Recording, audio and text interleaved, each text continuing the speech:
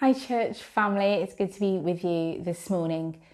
So today's Moravian text is from Acts 1 verses 1 to 14.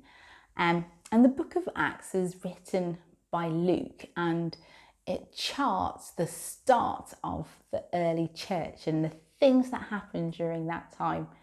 And in this really short passage between verses 1 to 14, Luke reflects on what's happened immediately after Jesus rose from the dead, how he met with his disciples. It talks about his ascension into heaven and then what the disciples do in response to the command that Jesus gives them.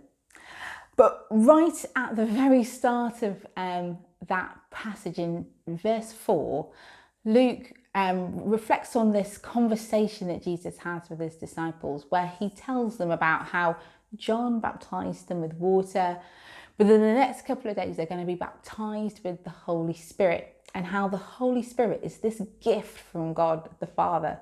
And it is such an amazing gift, isn't it? And I was just sort of reflecting on it and thinking, gosh, they wouldn't really have known what Jesus was talking about. What does it mean to be baptized with the Holy Spirit? What would it look like? They would have had no idea. They would have just had to have some faith that whatever that was, that it would be exactly what they needed. And then we see a little later on in that same passage, Luke talks about Jesus' ascension and how just before he goes up to heaven, he gives this mandate to the disciples to be his witnesses throughout the whole world, to be the witnesses of the gospel, and tells them that they'll do that through the power of the Holy Spirit. And once again, that they are to wait for him.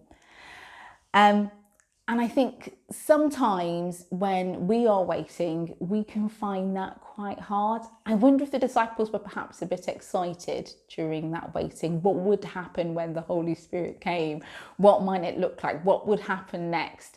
They had like this whirlwind 3 years of amazing things happening, and I'm sure that they were really excited to be part of that next step with God.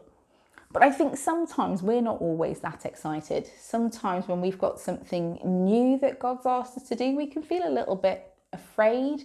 Sometimes we might feel like we don't quite have what's needed to get the job done. And I think this passage is one of those that can really help us in that. When we recognise that actually, right from the very start, Jesus made it clear that the disciples couldn't be witnesses without the power of the Holy Spirit.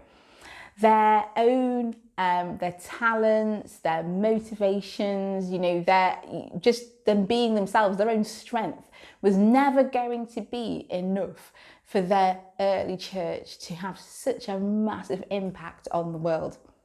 That was only possible because the Holy Spirit was with them. And I think for us, that's something we have to take hold of for ourselves, that whatever it is that's going on in our lives, whatever it is that is in front of us at the moment, that actually it's the power of the Holy Spirit that sustains us. It's the power of the Holy Spirit that in fact empowers us to do the things that God has given to us. It's not in our own strength. And I think that can give us so much freedom, that we don't have to rely on our own strength, that we don't have to rely on our own abilities and talents to see things happen. No, we get to rest in the fact that it's the Holy Spirit that empowers us to do that. And so just like the disciples, I think there are times where we have to take ourselves away from perhaps the busyness of life and spend some quiet time with God. Spend some time inviting the Holy Spirit into our lives, spending time waiting on the Holy Spirit and on his power for us to be able to move forwards in the things that God has for us. So I would just like to encourage you today that your Father has an amazing gift for you, the gift of Holy Spirit, and that gift is utterly priceless and wonderful because we have a good Father. And just want to encourage you to take that time out in your day today to spend some time with the Father, to wait on the Holy Spirit so that you could be renewed in strength and able not just to keep going, but to flourish in whatever it is that God's given to you today. God bless.